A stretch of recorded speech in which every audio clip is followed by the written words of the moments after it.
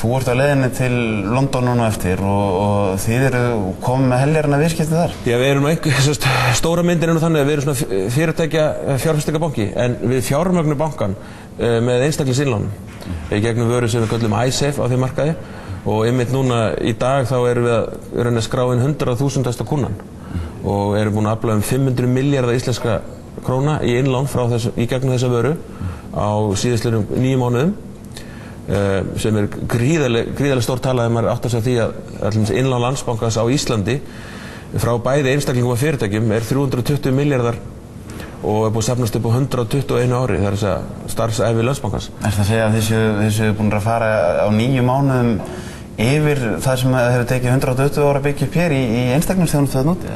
Já, rauninni langt frá það. Í einhverju skilningi vegna þess að við erum konum með 500 milljarða í innlán bara gegn þessa vöru. Svo erum við, ef við tökum fyrirtækjaviðskiptin, innlána fyrirtækjaviðskiptin til viðbótar, þá innlánastærðin í Bretlandi orðin stærðargráðinni 750 milljarða. Það er ríflega tvöfalt Ísland. Þetta súmar kannski upp af hverju menn að leita til útlanda? Já, það er auðvitað þannig að það er veruleg munur að starfa á 300.000 manna markaði sem er í Íslandi eða starfa á mörkuðum þar sem að 20 milljónir manni er heima. Þá geta hlutinni vaxið mun hraðar heldur en hér heima.